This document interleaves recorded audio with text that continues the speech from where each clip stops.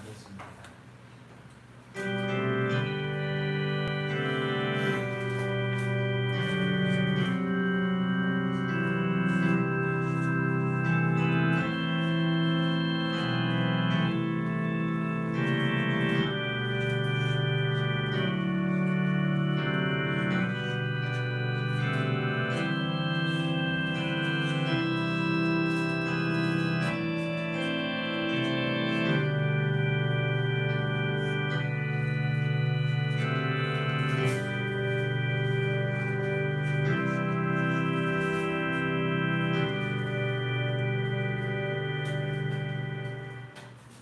온 땅이여 하나님께 즐거운 소리를 낼지어다. 그의 이름의 영광을 찬양하고 영화롭게 찬송할지어다. 아멘. 거룩하신 하나님, 우리의 찬송과 예배를 받으시는 하나님 아버지, 오늘도 거룩한 주님의 날 주님 앞에 나와 예배합니다. 감사와 영광을 돌리는 성도들의 예배를 온전히 받아주옵시고 삶을 구별해 드리는 감사로서 제단이 제물이 되게 하시며 감사하는 심령마다 은혜로 충만케 하여 주옵소서. 오늘도 거룩한 주님의 날 이 맥주감사절을 맞아 예배하는 심령 가운데 성령의 충만함을 부어 주시옵소서. 예수님의 이름으로 기도하옵나이다. 아멘. 우리 다같이 찬송가 1장입니다. 만복의 근원 하나님.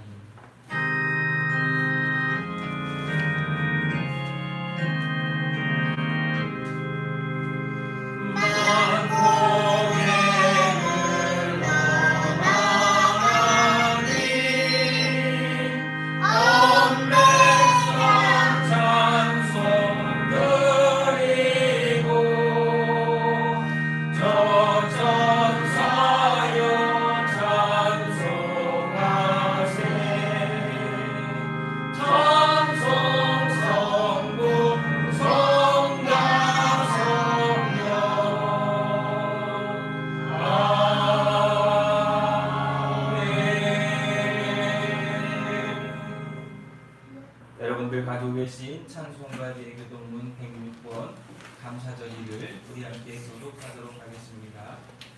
찬송가 예교동문 106번입니다.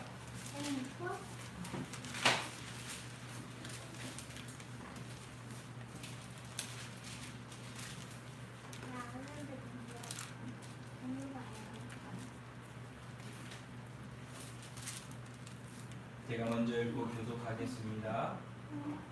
할렐루야. 우리 하나님을 찬양하는 일이 선함이요 찬송하는 일이 아름답고 마땅하도다. 여호와께서 예루살렘을 세우시며 이스라엘의 흩어진 자들을 모으시며 상심한 자들을 고치시며 그들의 상처를 싸매시는도다. 그가 별들의 시호를 세시고 그것들을 다 이름대로 부르시는도다. 우리 주는 위대하시며 능력이 많으시며 그의 지혜가 무궁하시도다. 여호와께서 겸손한 자들은 붙드시고 악인들은 땅에 엎드려 주시는도다. 감사함으로 여호와께 노래하며 수금으로 하나님께 찬양할지어다. 그가 구름으로 하늘을 덮으시며 땅을 위하여 비를 준비하시며 산에 풀이 자라게 하시며 들짐승과 우는 까마귀 새끼에게 먹을 것을 주시는도다. 여호와는 말의 힘이 세다 하여 기뻐하지 아니하시며 사람의 다리가 꺾으나 하여 알지 아니하시고 여호와는 자기를 경외하는 자들과 그의 인자하심을 바라는 자들을 기뻐하시는도다. 아멘. 우리 이른 열매 수확 시기인 매추절에 심은 대로 거두게 하시는 하나님의 그 선지를 기억하며 우리가 아직 심지 않고 아니면 심었으나 잘못된 것을 심었다면 이 시간 회개하며 하나님께서 주시는 은혜 가운데 우리를 용서해 주시기를, 불쌍히 긍휼히 주시기를 우리 함께 기도하도록 하겠습니다. 먼저 우리 함께 고백하신 후에 기도하겠습니다. 주 하나님의 아들 예수여, 이 죄인을 불쌍히 여기소서. 아멘.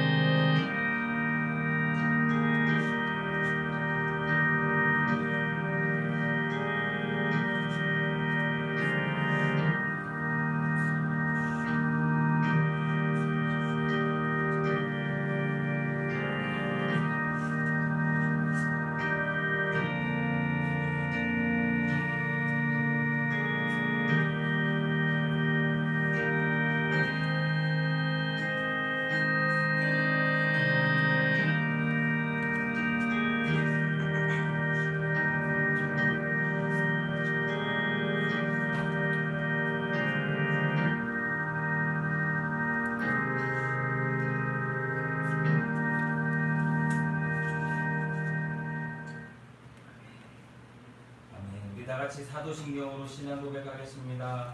전능하사 천지를 만드신 하나님 아버지를 내가 믿사오며 그 아들 우리 주 예수 그리스도를 믿사오니 이는 성령으로 잉태하사 동정녀 마리아에게 나시고 본디오 빌라도에게 고난을 받으사 십자가에 못 박혀 죽으시고 장사한 뒤 사흘 만에 죽은 자 가운데서 다시 살아나시며 하늘에 오르사 전능하신 하나님 우편에 앉아 계시다가 저로서 산 자와 죽은 자를 심판하러 오시리라.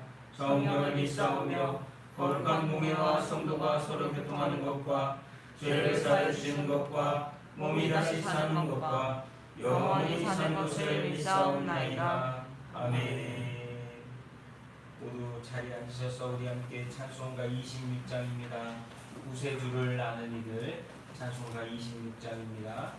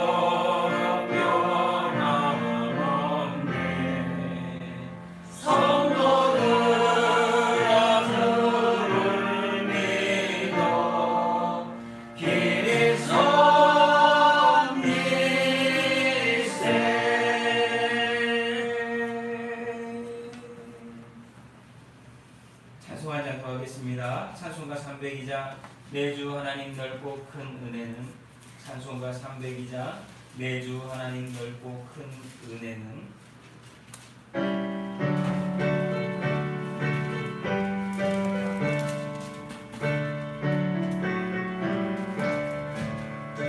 내주 하나님 넓고 큰 은혜는 조금 바라보다 깊다.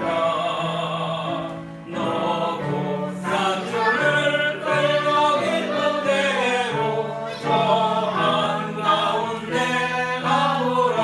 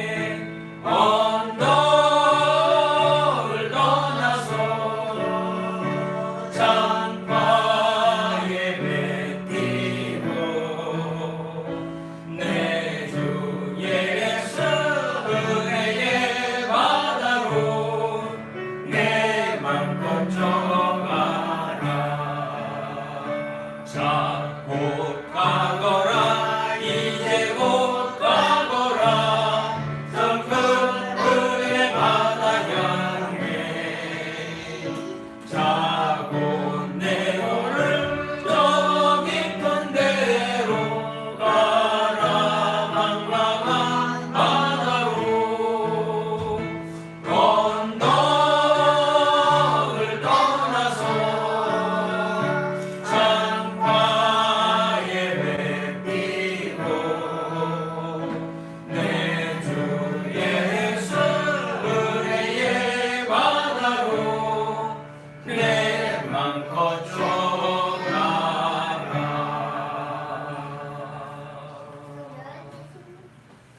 오늘 하나님이 주시는 은혜 가운데 우리가 담대함으로 하나님께서 허락하신 삶을 향해서 믿음으로 나아갈 수 있기를 간절히 소망합니다.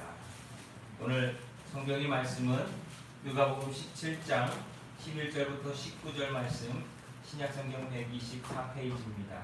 누가복음 17장 11절부터 19절까지의 말씀입니다.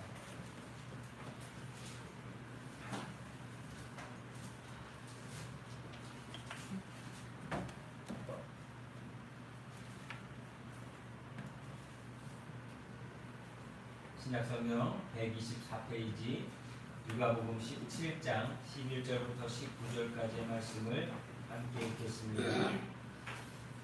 함께 읽겠습니다. 예수께서 예루살렘으로 가실 때에 사마리아와 갈릴리 사이로 지나가시다가 한 마을에 들어가시니 나병 환자 10명이 예수를 만나 멀리 서서 소리를 높여 이르되 예수 선생님이여 우리를 불쌍히 여기소서 하거늘 보시고 이르시되 가서 제 사람들에게 너희 몸을 보이라 하셨더니 그들이 가다가 깨끗함을 받은지라.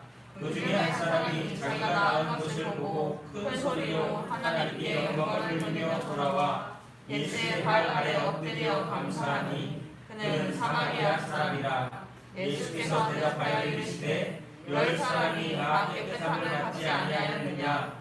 그 9은 어디 있느냐?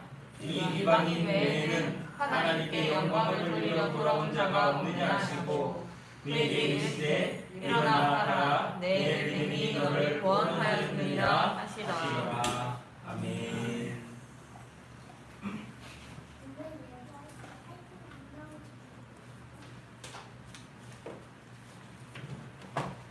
우리 함께 기도하겠습니다. 우리를 너무나 사랑하시고 붙들어 주시는 하나님, 오늘도 거룩한 주님의 날 하나님께 감사의 예배를 드립니다. 예배드리는 심령마다 입술을 열어 하나님께 찬양과 기도와 감사로 나아갈 때에 하나님 우리의 예배를 흠양하여 주옵시고 이 예배 가운데 하나님이 예배하시고 주시고자 하는 은혜를 충만하게 받을 수 있는 우리 모두가 되게 도와주시옵소서. 우리를 너무나 사랑하셔서 사망의 음침한 골짜기를 지날 때에도 믿음으로 담대하게 나아갈 수 있도록 지금까지 인도하여 주셨습니다. 두려워 떨지 않고 감당할 수 있도록 힘과 능력과 은혜를 허락하여 주셨습니다. 이 맥주감사절 거룩한 주님의 날에 우리가 지금껏 걸어온 길을 되돌아보며 하나님께서 허락하신 그 은혜를 감사하는 시간이 되게 하시고 하나님께서 오늘도 우리를 부르셨으니 성리하심으로 먹이시고 입히시고 돌보시는 그 은혜를 기뻐하며 다시 한번 감사로서 고백할 수 있는 시간 되게 도와주시옵소서. 또한 우리 모두가 하나님께서 이렇게 허락하시고 부어주시는 이 모든 것들을 신실한 청지기와 일꾼으로서 잘 감당하며 살아가게 하시고 하나님이 주시는 이 축복들을 헛되이 사용하거나 망령되이 행하지 않도록 죄범하지 않도록 우리를 붙들어 주시옵소서. 그리하여서 하나님께 날마다 겸손히 감사와 영광을 돌리는 삶이 되게 하시고 삶의 자리자리마다 복음의 열매와 사명의 열매가 날마다 맺혀지게 하시며 성도들의 가는 그 자리자리마다 하나님께서 하신 일들로 인하여서 놀라운 은혜와 변화와 역사가 일어나는 가정과 직장과 삶의 자리들이 되도록 도와주시옵소서. 또한 이러한 귀한 하나님의 자녀들이 모여 신앙의 공동체를 이루고 주님의 몸된 교회를 세워나갈 때에 초대교회의 은혜와 역사가 일어나게 하시고 정말로 하나님이 얼마나 살아계시고 사랑하시며 역사하시는지를 우리 모두가 고백하며 감사하며 영광 돌리는 삶이 되도록 도와 주옵소서. 또한 주님의 몸된 교회를 세우는 데 있어서 부족함 없도록 우리가 합력하여 선을 이루게 하시고 합심하여 하나님의 영광 가운데 거하게 하시며 우리의 삶이 정말 은혜였고 복된 삶이었음을 우리 모두가 죽는 그날 하나님 앞에 감사할 수 있는 우리 모두가 되게 하여 주옵소서. 특별히 하나님 간구하옵기는 주님 이 맥주감사절에 물질만을 추수하는 것이 아니라 열매만을 거두는 것이 아니라 영혼을 거둘 수 있는 우리 뒷교회가 되게 하시고 이 모든 일로 인하여서 하나님이 기뻐 받으시는 맥주감사절의 예배 또한 우리 삶의 예배가 될 수 있도록 도와 주시옵소서. 오늘도 감사합니다. 전하는 자나 듣는 자나 말씀으로 은혜 끼치게 하시며 은혜 받게 하시며 하나 되게 하시어서 우리의 삶에 은혜로운 삶으로서 하나님과 동행하고 있음을 고백하고 감사하는 귀한 시간이 되기를 원하옵고 또한 오늘도 예배에 함께하지 못한 성도들 한 사람 한 사람 기억하여 주옵시며 그들에게도 동일한 은혜와 동일한 인도하심과 역사로서 하나님의 뜻을 이루는 데 부족함 없는 인생 되도록 도와 주시옵소서. 오늘도 감사합니다. 우리를 죄 가운데서 구원하여 주신 우리 구주 예수 그리스도의 이름으로 기도하옵나이다. 아멘.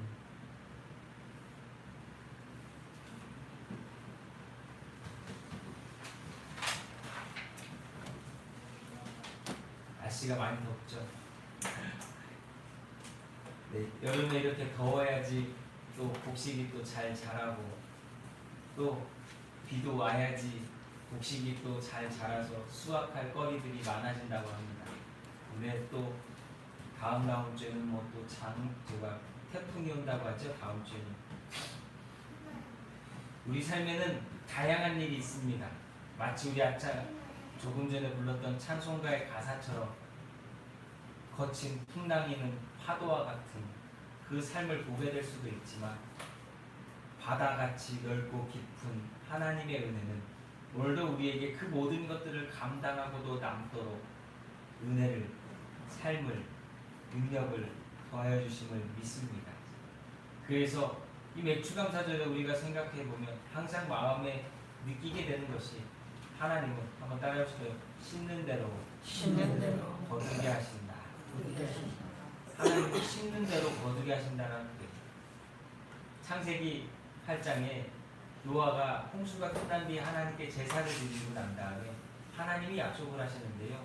심는 대로 거두게 하시고 여름이 지나면 겨울이 있고 더위가 있으면 추위가 있고 낮이 있으면 밤이 되는 것은 계속된다 라고 하는 말씀을 주세요. 이 얘기는 무엇이냐면 심는 대로 거두게 만드시는 이 하나님의 진리는 하나님의 이 법칙은 오늘도 우리의 삶 가운데 그대로 되어진다는 겁니다.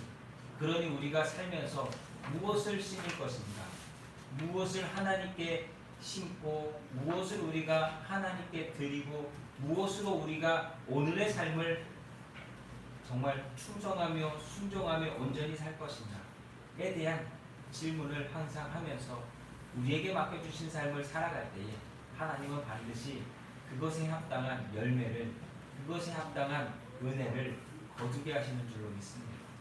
또한 감사한 것은 하나님은 그 모든 것들을 감당할 수 있도록 선물을 주신다는 거죠. 선물, 은혜를 주신다는 겁니다. 오늘도 우리가 그 은혜를 감사하며 오늘의 말씀 가운데에서 누가복음 17장 17절에서 11절에서 19절 말씀으로 이 나병에서 구원받은 사람들을 통해서 받은 은혜를 감사하는 그리스도인이라고 하는 제목으로 함께 말씀의 은혜를 나누도록 하겠습니다. 나병 환자는 일반인들 곁으로 다가갈 수 없는 사람입니다. 그래서 그들은 목소리를 높여 오늘 예수님께 멀리서 예수 선생님이요 라고 외치는 것처럼 그렇게 외칠 수밖에 없었습니다. 모세의 율법에 의하면 나병 환자들은 성격적으로 저주를 받아서 나타난 병이라고 생각했어요. 보통 모든 병들을 사람들은 그가 잘못했거나 그의 부모가 잘못했거나 아니면 어떠한 특별한 이유 때문에 그가 병에 걸려서 하나님께 저주를 받았다라고 하는 그런 문화와 생각들을 가지고 있었다라는 거예요. 그래서 나병 환자들은요, 광야에 나가서 장막 밖으로 나가서 나중에 성읍들을 세우고 사는 그 도시국가가 된 이후에는 성 밖에 세워진 또 다른 그들만을 격리하는 그런 조그마한 어떤 성과 같은 곳에 가서 격리되어서 죽을 때까지 가족들도 만나지 못하고 사는 것이 바로 이 나병 환자들의 운명이었다는 거예요. 그들의 인생은 그래서 나병과 함께 끝났다 해도 별반 다르지 않습니다. 살았으나 죽은 인생, 생명은 있으나 죽은 인생. 어찌 보면 죄라고 하는 것을 극복하지 못하고 죄에 묶여 죄 가운데 살다가 죽는 모든 인생은, 모든 사람들은 나병 환자에 걸린 이들과 별반 다르지 않다라고 하는 것을 우리는 알게 된다라고 하는 것입니다. 살았으나 죽은 인생. 여러분, 호흡은 하지만 생명은 있지만 구원받지 못한다라고 하는 것은 죽은 인생 아니겠습니까? 그래서 그들에게는 예수님은 유일한 희망이었다라는 거예요. 들렸다라는 거예요. 소문을 듣게 되었다라는 거예요. 야, 예수라고 하는 그분을 만나기만 하면, 예수라고 하는 그분이 말하는 대로 순종하기만 하면 병을 고치더라, 귀신이 떠나가더라고 하는 소식을 이들에게도 들렸다라는 거예요. 그래서 이것이 이들에게는 소망이었고 그들이 바랄 수 있는 유일한 기대이고 꿈이고 방법이었다라는 것이에요. 그래서 이야기를 듣고 예수님께서 사마리아와 갈릴리 사이를 지나가신다는 소리를 듣고 이들은 그거 예수님께 나아가서 오늘 말씀과 같이 예수 선생님이요, 우리를 좀 도와주세요. 우리를 도와주세요. 근데 예수님은 이미 알고 계셨어요. 그들이 가까이 오지 않고 그 멀리 서서 그렇게 외친다라고 하는 것은 그들이 어떤 병에 걸린 어떤 사람들인지를 알고 있었다는 거예요. 왜? 나병만이 그렇게 사람들을 대할 때 멀리서 대하는 병이었기 때문입니다. 그리고 그들은 외쳤습니다. 뭐라고 외쳤죠? 그들의 외침은요, 살려달라는 것이었어요. 살았으나 죽은 인생인 자신들을 살려달라는 외침이었습니다. 그래서 예수님께서는 그들의 외침을 들으시고 오늘 말씀 가운데 뭐라고 하십니까? 제사장에게 가서 구원하라는 거예요. 아니, 우리가 살려달라고 했는데, 우리의 병을 좀 고쳐달라고 했는데 아무것도 되어진 것이 없는데 제사장에 가서 보이라? 여러분, 이 얼마나 이상한 자신들의 소외침의 답변 아니겠습니까? 우리 송영 권사님 차 고치러 카센터 가가지고 차 고쳐주세요 했는데 예, 가십시오. 이거하고 뭐가 다르냐고요. 아니, 차를 고쳐야 되는데 가라니 어떻게 가라는 거예요. 그럼에도 불구하고 오늘 말씀에 나오는 것처럼 이들은 그냥 갔다라는 거예요. 그리고 가는 도중에 어떻게 되었습니까? 병이 나은 걸 알게 되었다는 거죠. 얼마나 놀라운 일입니까? 이게 미라클이고 기적 아닙니까? 그들 눈에는 풍랑만 보였는데 그 풍랑 안에 깊고 그 넓은 바다는 이미 그들에게 풍랑을 향해 나아갈 때에 아무 문제도 되지 않았다는 거예요. 그게 바로 하나님의 은혜라고 하는 것입니다. 오늘 우리의 삶 가운데 우리가 나아가야 되는 길이 있는데 그 길을 나가는 길이 두렵고 걱정되고 염려되고 문제되는 일들로 가득한 그곳에 하나님이 나가라고 할 때 순종해서 나가기만 하면 하나님께서는 그 모든 것들을 은혜로서 감당할 수 있도록 도우시고 인도하시고 살피시고 역사하여 주신다는 거예요. 여러분, 사실 우리는 지난 반년을, 지난 인생을 그렇게 살아왔어요. 사실 하나님의 은혜로. 아까 함께 불렀던 8장에 있는 가사 기억나십니까? 우리가 살아왔던 모든 것들이, 우리가 숨쉬었던 모든 것들이, 아침에 해가 뜨고 밤에 저녁이 지고 이 모든 것들이, 내가 지금껏 살아온 그 모든 것들이 내 것이, 내 능력이 아니라 알게 된다면 은혜라고 하는 고백을 할 수밖에 없다는 것입니다. 그리고 그 은혜 받은 것을 감사하여 10명 중에 9명만 다 뿔뿔이 흩어지고 한 명만이 예수님께 돌아 나와서 감사를 하고 있습니다. 많은 사람들은요 9과 같은 삶을 살아갑니다. 하나님께 은혜를 받으나 9과 같은 받은 것으로 끝난 인생을 살아갑니다. 그러나 우리는 진짜 믿음의 사람이라면 받은 은혜를 감사하는, 하나님께 받은 은혜를 알고 감사하며 더 하나님과 동행할 수 있는 그런 믿음의 삶을 살아가는 저와 여러분이 되어야 될 줄로 믿습니다. 그래서 오늘 말씀 중에서 두 가지만 좀 생각해 봤으면 좋겠습니다. 어떻게, 왜 이런 일이 그들에게 벌어졌고 그들이 해야 될 일이 무엇이었나. 다시 말하면 오늘 우리에게 왜 이런 일을 소망하고 왜 이런 일이 우리에게 행해야 하는가, 그것에 대해서 말씀 가운데 생각해 보겠습니다. 첫 번째는 간절한 소망을 가지라는 거예요. 여러분, 간절한 소망을 가지십시오. 송지영 집사님, 간절한 소망을 가지십시오. 간절한 소망이 없으면 하나님께 나오지 않습니다. 간절한 소망이 없으면 기도하지도 않습니다. 간절한 소망이 없었다면 이들은 사람들에게 욕을 먹을 수도 있고 사람들로부터 돌을 맞을 수도 있는 이 상황 가운데에서 그렇게 예수님께 외치거나 할 수 없었다는 거예요. 소경 바디메오가 외치지 않습니까? 예수님 도와주세요, 도와주세요 할 때 주변에서 뭐라고 합니까? 야 시끄러워, 저놈 입주 막아봐, 아우 되게 시끄럽네. 이런 상황 가운데서도 그는 끝까지 외치니까 예수님을 만날 수 있었어요. 이들도 마찬가지입니다. 간절함이라고 하는 것이 없는 신앙생활은 병든 신앙생활이요, 간절함이라고 하는 것이 사라진 신앙생활은 나태하고 문제가 있다라고 하는 것이. 이들은 간절함이 있었어요. 그들이 믿는 예수님을 그분만 만나면 고침받을 수 있다라고 하는 간절함이 있었어요. 그 소망이 있었어요. 그러니까 어떻게 됐죠? 그 간절한 소망대로 주님께서는 그들의 믿음을 보시고 고쳐주셨다는 거죠. 성경에 가다가 10명 중에 한 명만 고침받은 것도 아니고 10명이 다 고침을 받고 돌아와서 감사한 사람은 계속 나병이 나았지만 9명은 다시 나병이 재발했다라는 말은 없어요. 그쵸? 믿음대로 하나님 고쳐주신 거예요. 그 간절한 소망대로 하나님은 이루어주신 거예요. 근데 신앙생활 하다 보면 우리는 점점 그 간절함을 잃어버릴 때가 있어요.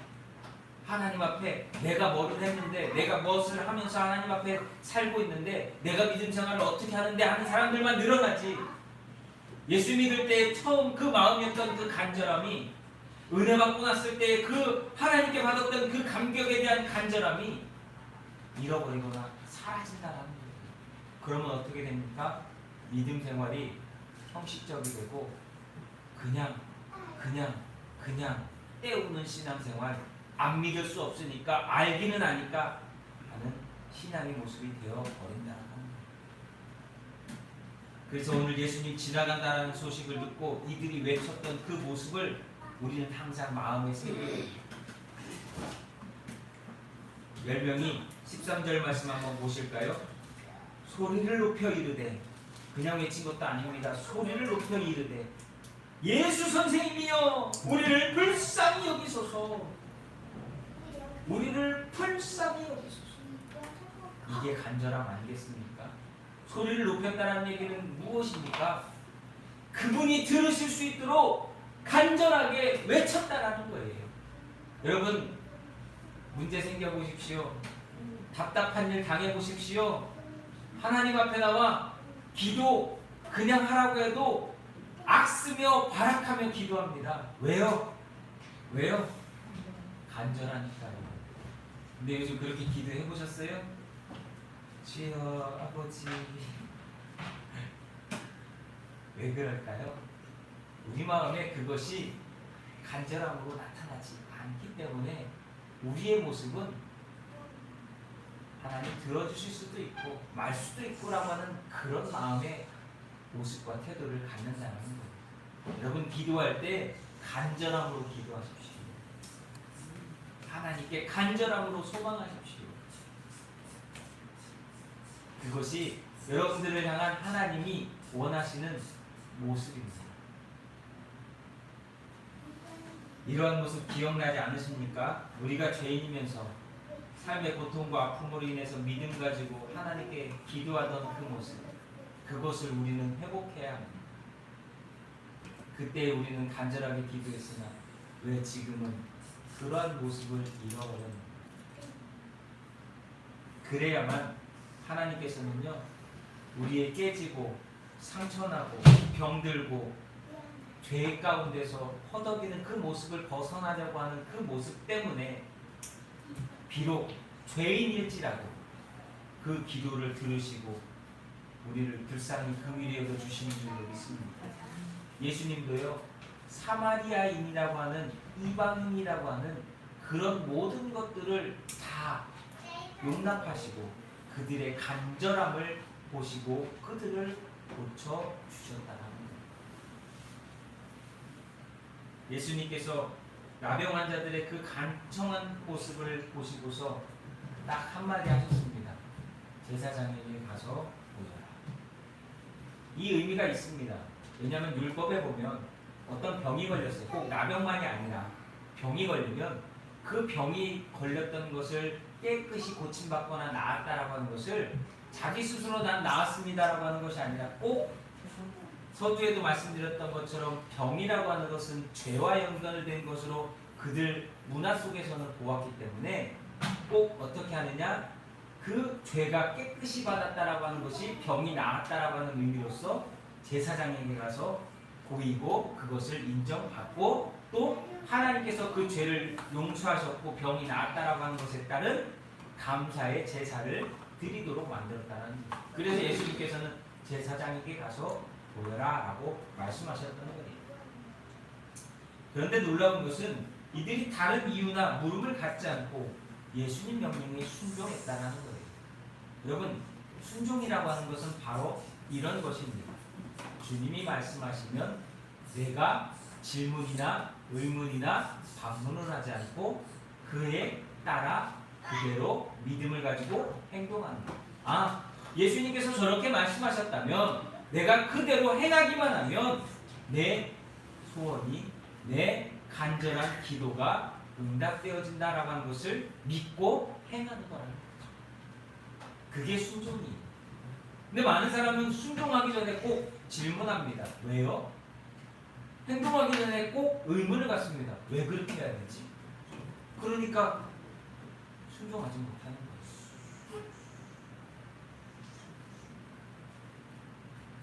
한번 보십시오. 예수님의 말씀에 믿음으로 순종했을 때 어떤 일이 벌어졌습니까? 나병이 낫는 기적이 벌어졌습니다.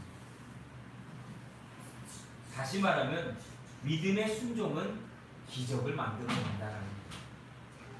여러분, 꼭 기적이라고 하는 것이 뭐 대단하고 막 이런 것만을 기적이라고 우리는 생각합니다. 나병이 낫거나 죽었던 사람이 살아나거나 아니면 물고기 2마리와 보리떡 보리떡 5개, 5병이요. 보리떡 5개와 물고기 2마리를 가지고서 뭐 3,000명, 5,000명을 먹이거나 이것만을 기적이라고 생각해요. 그런데 여러분, 그것을 기적으로 생각한다라고 하는 것은 여러분들이 아직 신앙의 미성숙함이라는 거죠. 그것만이 기적이 아니라 내가 하나님 말씀에 순종의 믿음으로 살아갈 때에 내가 오늘도 믿음으로 그리스도인으로 살고 있다는 것, 내가 예수 믿는 사람으로 살고 있다는 것, 우리의 형제자매가 믿음 안에서 살고 있다는 것, 나 같은 사람이 신앙생활하고 있다는 것, 우리의 신앙의 공동체가 하나님께 쓰임받고 있다는 것, 이런 모든 것들이요, 여러분 하나님께서 은혜로 허락해 주신 기적임을 믿으시기를 예수님의 이름으로 축복합니다. 이 사람이 깊은 신앙이고 성숙한 신앙이고 은혜 받은 신앙이에요. 그렇지 않으면 맨날 어디 가가지고 기도원 가서 어디 가서 기도했더니 병 고쳤다 뭐 했다 이런 것만을 기적으로 알고 그냥 그런 데만 헤매고 쫓아다니다가 이상하게 신앙이 변질되는 사람들이 많다는 거예요. 여러분이 오늘 이 맥주감사절에 이 자리에서 하나님께 예배드리고 있는 것이 기적인 줄로 믿습니다. 나 같은 사람이, 우리 같은 사람이 이렇게 하나님을 예배하는 것조차도 기적이에요. 생각해 보세요. 내가 어떻게 예수 믿을 수 있는 사람입니까? 하나님이 그때 나를 만나주시지 않았다면, 하나님께서 그때 나를 불러주시지 않았다면 우리는 이 자리에 있을 수 없는 거예요. 그래서 우리는 매 순간이 기적이고 매 순간 간절함을 소망으로 갖고 하나님께 날마다 나아가야 될 줄로 믿습니다. 그래서 믿음이란 순종하는 행동이에요. 순종하지 않는 행동은 믿음이 아닙니다. 바울은 믿음의 순종으로 하나님께 쓰임받았어요. 주의 종으로 이방인의 사도로 쓰임받았어요. 수많은 믿음의 선배들은요, 믿음의 순종으로 하나님께 쓰임받았어요.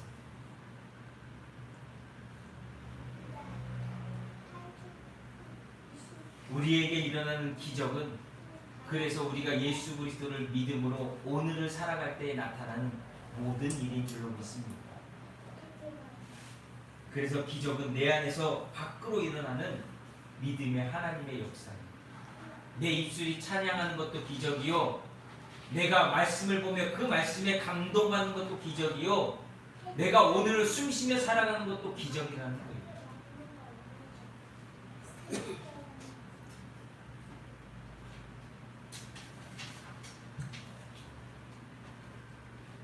기적은 믿음에 대한 순종입니다. 성경에 보니까요, 열왕기에 나아만 장군 이야기가 나옵니다. 나아만 장군 많이 들어보셨죠? 모압의 장군이었던 이 나아만이 나병에 걸렸습니다. 오늘 말씀에 나오는 그 나병 환자들처럼 나병에 걸렸어요. 그런데 어느 날 이 나병에 걸려가지고 자신이 모든 것들을 다 행할 수 있고 모든 권력을 누리고 권세를 누리고 왕에게 총애를 받고 전쟁 가운데 승리하는 잘 나가는 부족함 없는 인생이지만 이 한 가지 나병이라고 하는 것이 이 인생에는 가장 큰 문제였고 걸림돌이었어요. 그러던 어느 날 이스라엘에서 잡아왔던 여종 하나가 자기 나라에 보면 한 제사장이 있는데 그 제사장으로 말미암아 하나님께 기도하면 하나님께서 그 병을 고쳐주시는 은혜를 입을 수 있다라고 하는 얘기를 듣습니다. 그리고 이 여종의 얘기가 그 마음 가운데 꽂혔어요. 다시 말하면 그 마음 가운데 믿음으로 박힌 거예요. 마치 예수님이라고 하는 그분을 만나기만 하면 우리의 병이 나을 수 있어 라고 하는 이 10명의 나병 환자들처럼 그 마음이 됐어요.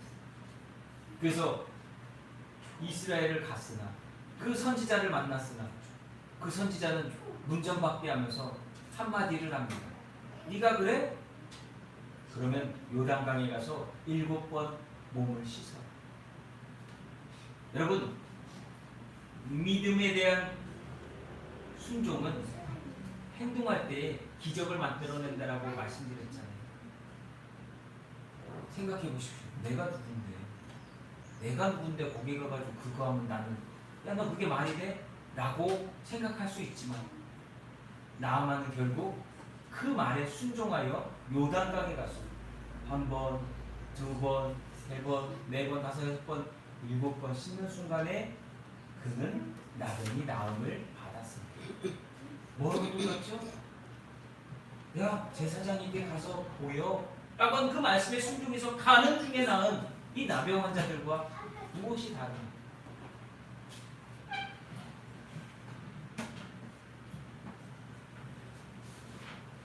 기적, 하나님의 역사, 은혜라고 하는 것은요, 믿음을 가지고 간절한 소망으로 하나님께 나아갈 때 일어나는 하나님의 역사인 줄로 믿습니다.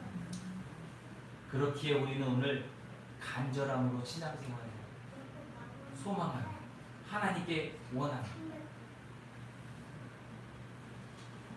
믿음으로 간절히 하나님께 기도하시고 외치시고 우리를 긍휼히 여겨주시고 은혜 베풀어 주시기를 구하고 찾고 두드리는 저와 여러분, 다시 말하면 그것을 심는 성도들이 되시기를 예수님의 이름으로 부탁을 드립니다. 그러면 어떻게 될까요? 심으면 거두게 하십니다. 두 번째는 심어서 거두셨습니다. 그러면 당연한 거예요. 받은 은혜를 감사하라. 예수님은 어찌 보면 책망 아닌 책망을 하십니다. 야, 10명이 다 그랬는데 왜 너만 왔니? 9명 어디 갔어? 라고 말씀하십니다. 한 명만 돌아와서 하나님께 영광 돌리고 예수님께 감사하는 이 모습을 예수님은 교훈으로 삼으셨다는 거예요. 우리들 신앙인의 믿음의 사람들이 앞으로 행해야 될 교훈, 신앙의 성숙함을 이루는 훈련으로서 삼으셨다는 거예요. 성경은 사마리 한 명만 하나님께 돌리고 감사했다라고 강조하고 있습니다. 왜 이렇게 강조하느냐? 유대인들이 무시하고 인정하지 않는 이방 사람만 하나님께 감사하는 이 은혜가 놀라운 따라고 하는 거죠. 은혜는 은혜로서 받아들이는 사람만이 하나님께 감사할 수 있습니다. 은혜라고 하는 걸 알지만 그 은혜를 당연한 것으로 받아들이면 감사하지 않는다. 오늘 우리가 살아가는 이 모든 것들이 하나님이 주신 은혜였으나 당연한 것으로 믿는 사람들은 감사하지 않습니다.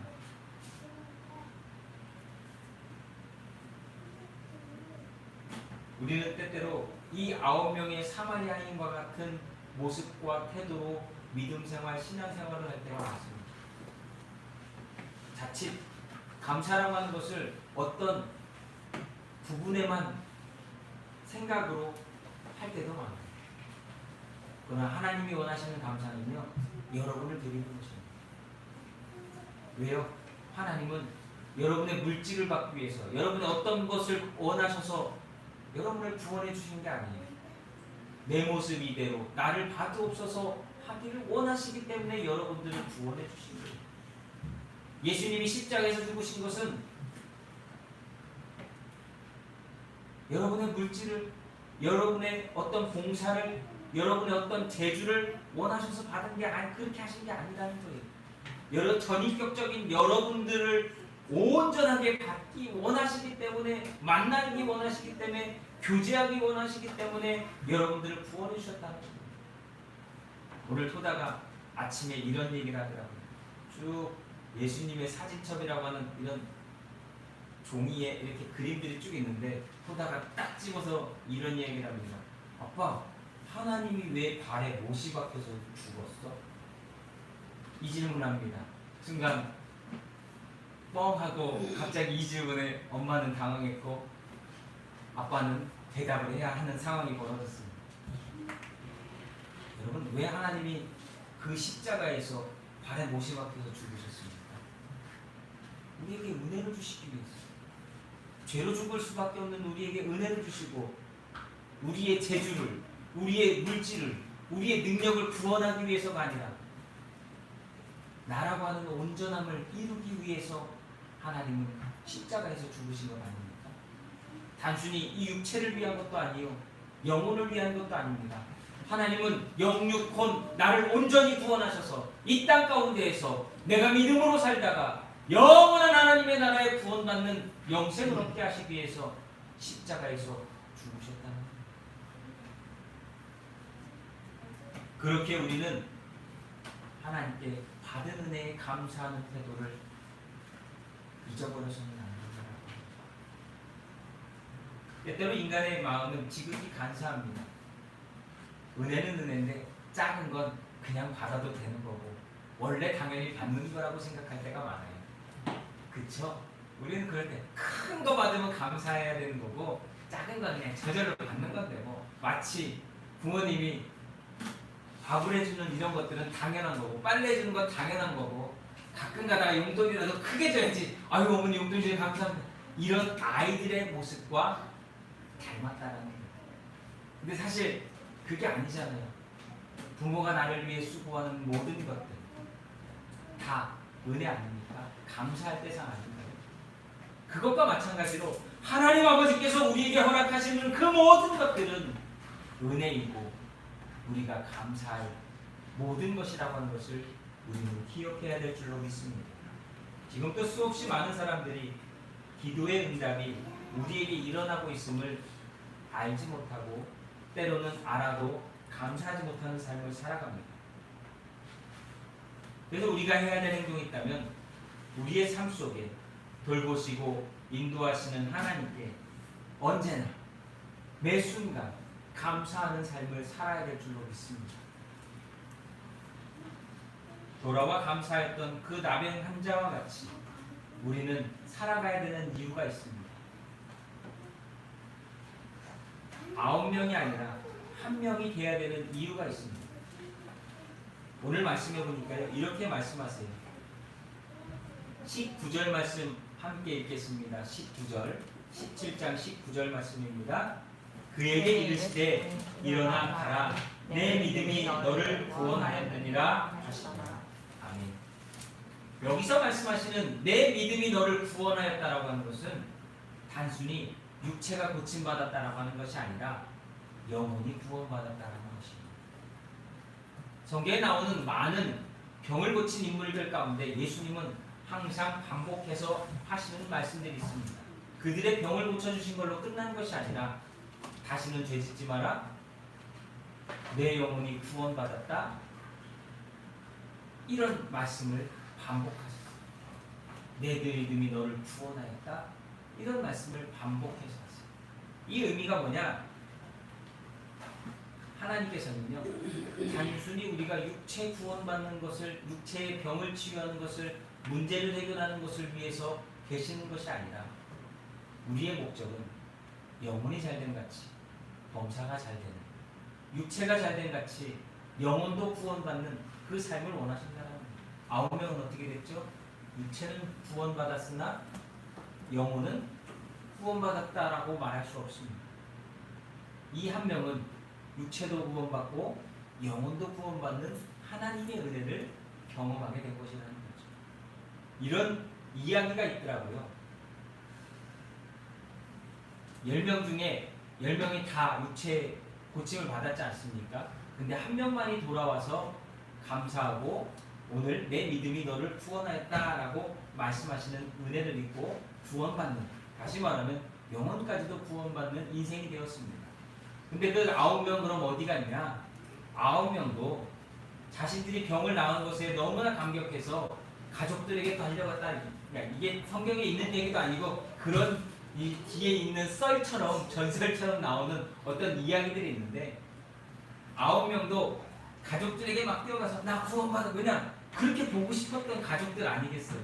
뛰어가가지고 가족들을 만나고 막 너무나 감격에 취해서 기뻐하다가 참 예수님이 우리를 고쳐주셨지? 라고 생각하고서 예수님을 만나기 위해서 열심히 다시 예수님 있는 데를 찾아서 갔더니 그것이 십자가에서 죽으시는 예수님을 보게 되었다라고 하면서 그 얘기가 뭐냐면 감사도 시간 제한이 있다는 거예요. 은혜를 받았으면 감사를 아무 때나 할 수 있는 것이 아니라 받은 은혜에 감사할 수 있는 때가 있다는 거예요. 한번 생각해 보면 그렇지 않습니까? 오늘 우리가 살아가는 인간의 삶 속에도 어떤 고마운 일이고 감사한 일이 있는데 감사해야지 보면 때를 늦어버리면 감사할 기회를 잃어버립니다. 마치 부모님께 감사해야지 하다가 부모님 도시에 돌아가시고 난 다음엔 아무리 감사하려고 해도 후회되고 때를 늦춰버리는 것처럼 그러한 감사할 시간의 타이밍이 있다는 거예요. 그런 이야기가 있더라고요. 그게 어디 뭐 성경에 정확한 어떤 이거는 아니지만 어떤 목사님이 예화로 들은 그런 글들을 보니까 그런 이야기가 있다. 근데 중요한 것은 우리의 삶은 하나님의 은혜로 지금까지 왔다는 거예요. 그렇기에 우리는 삶을 감사하며 받은 은혜에 감사하는 삶, 다시 말하면 예수 그리스도께 구원받은 은혜에 감사하는 삶을 살아가는 저와 여러분이 되어야 될 줄로 믿습니다. 그것이 오늘 우리가 믿음 안에서 이 맥주 감사절을 지내며 마음에 새기고 오늘 하루하루의 삶을 영광 돌리는 삶으로서 하나님께 보여드려야 된다고 하는 것입니다. 그리스도인들이 생각 없이 짓는 죄 세 가지가 있다고 합니다.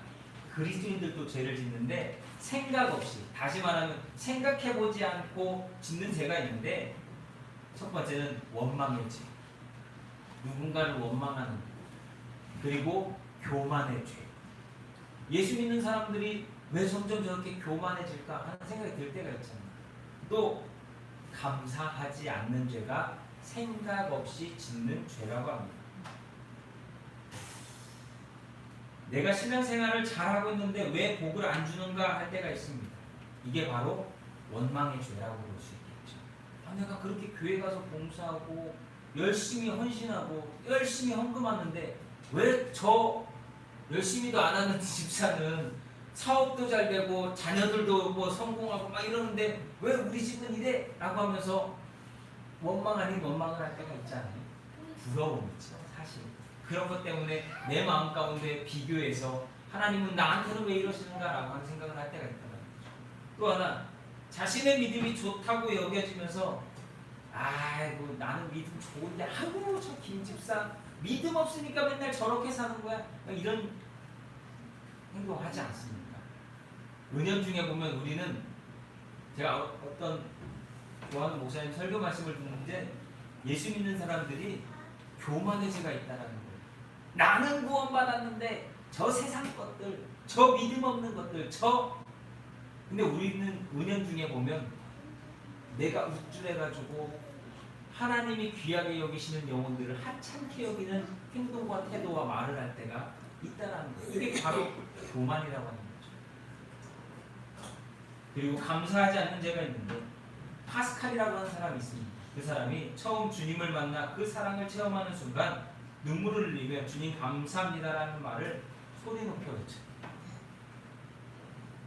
성 프란체스코도, 인도의 썬다이싱도 주님을 만나고 은혜를 입고 난 다음에 그들이 처음으로 고백한 것은 뭐냐? 주님 감사합니다. 나에게 모든 것을 다 주셨는데 나는 무엇을 드려야 할지 잘 모르겠습니다 라고 하는 그런 고백들을 했다는 거예요. 감사, 그것이 오늘 우리가 갖고 있는 숙제이고 하나님 앞에 설 때 우리의 태도이고 마음인 줄 믿습니다. 시편 23편 말씀에 주는 나의 목자시니 내게 부족함이 없으리로다 말씀하셨어요. 그 얘기는 다윗이 고백했던 이 고백은 하나님께서는 언제나 나에게 충만하게 넘치도록 채우시나, 나는 항상 부족함을 하나님께 나타내는 인생을 살았다라고 하는 의미입니다. 하나님은 언제나 충만하게 채워주십니다. 그렇게 우리는 입술을 열어 삶으로써 감사를 고백할 수 있는, 감사를 행할 수 있는 저와 여러분, 그래서 성경이 말씀하고 있잖아요. 따라해 보실까요? 범사에 감사하라. 이는 그리스도 예수 안에서 너희를 향한 하나님의 뜻이다라고 말씀하고 있습니다. 데살로니가 말씀입니다. 그래서 감사하는 마음은 하나님이 주시는 마음이기에 오늘도 그 마음으로 하나님을 만나고 하나님과 동행하고 오늘의 삶을 기적으로서 날마다 기뻐할 수 있는 저와 여러분, 우리 믿음의 성도들, 빛교의 성도들이 되실 수 있기를, 그 가정들이 되시기를 우리 구주 예수 그리스도 이름으로 간절히 축원합니다. 우리 이 찬양 한 번 더 부르겠습니다. 은혜라고 하는 찬양.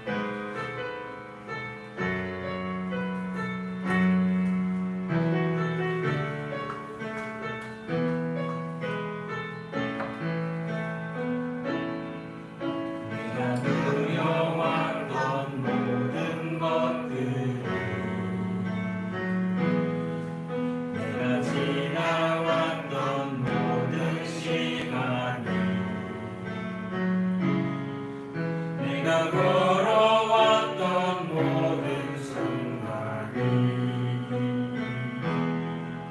당연한 것 아니라 은혜였소. 아침에 해가 뜨고 저녁에 오고 봄의 꽃향기와 가물의 열매 변하는 계절의 모든 순간이 당연한 건 아니라 은혜였소. 내가 이 땅에 태어나 사는 것, 내가 이 땅에 태어나 사는 것, 어린아이 시절과 지금까지 숨을 쉬며 살며 꿈을 꾸는 삶, 당연한 건 아니라 은혜였소. 내가 하나님의 자녀로 살고 오늘 찬양하고 예배하는 삶, 복음을 전할 수 있는 축복이 당연한 것 아니라 은혜였소. 모든 것이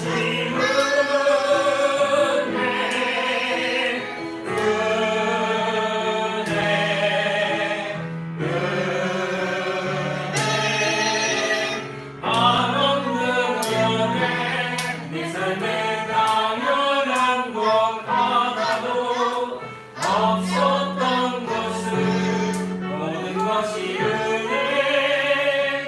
은혜였소. 모든 것이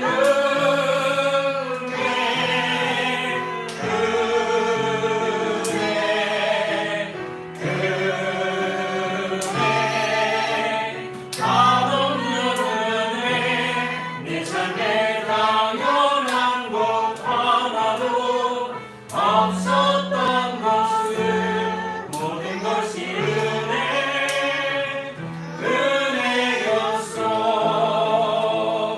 모든 것이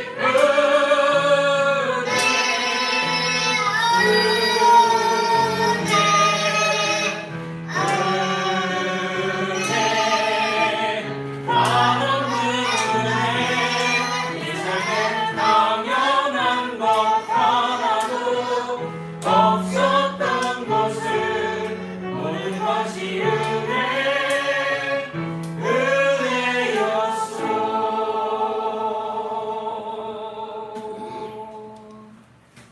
오늘도 우리가 은혜로 살아가는 줄로 믿습니다. 기도하겠습니다. 사랑과 은혜가 많으신 하나님, 오늘도 우리에게 은혜와 사랑을 더하여 주시니 감사드립니다.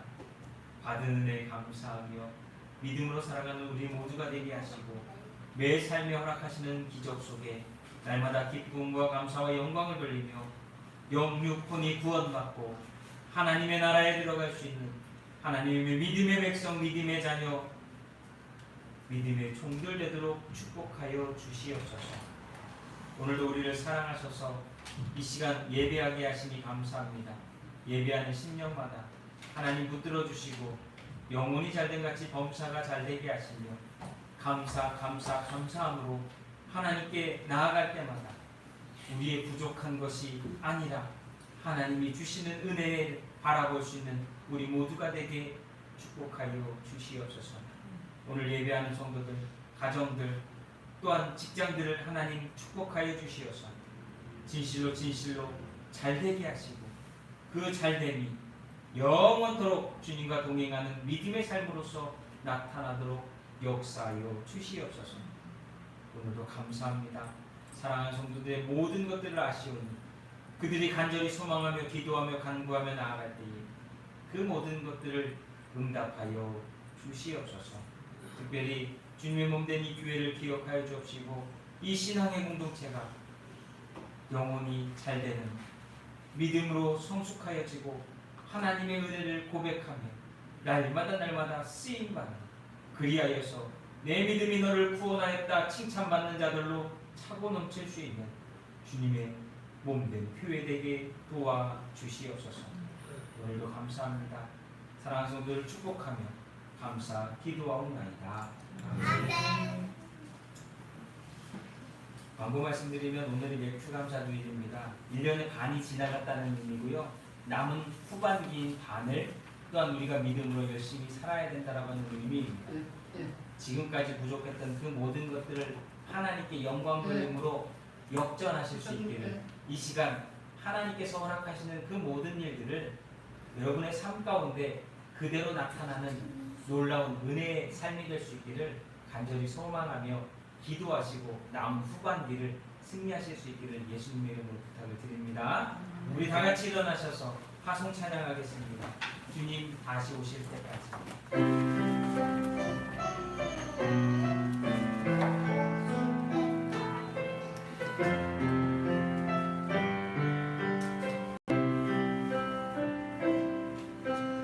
주님 다시 오실 때까지 나는 이 길을 가리라. 좁은 길 나의 십자가 지고 나의 가는 이 길 끝에서 나는 주님을 보리라. 영광의 내 주님 나를 맞아주시리. 주님 다시 오실 때까지 나는 일어나 달려가리라. 주의 영광 땅 덮을게. 나는 일어나 노래하리. 내 사모하는 중이 온 세상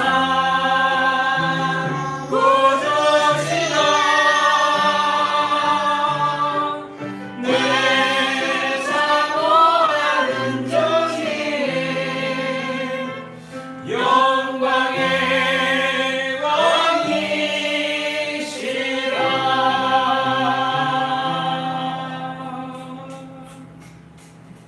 기도하겠습니다. 사랑의 주님 감사합니다. 믿음의 감사함으로 간절한 소망을 가지고 날마다 주님께 나아가는 자들이 되게 하시고 그 소망 가운데 응답하시는 하나님께 언제나 감사하며 믿음의 거룩함을 이루어 하나님의 자녀로서 날마다 기적을 경험하는 우리 모두가 되게 축복하여 주시옵소서. 이제는 우리를 죄 가운데서 구원해주신 우리 구주 예수 그리스도의 은혜와 아버지 하나님의 그 오늘고 영원하시고 변함없는 사랑과 성령의 충만한 은혜와 인도와 역사가 오늘 예배하는 신령들 가운데 또한 빛교의 성도들과 그 가정 가운데 이제로부터 영원토록 함께하여 주시기를 우리 구주 예수 그리스도의 이름으로 간절히 축원하옵나이다. 아멘.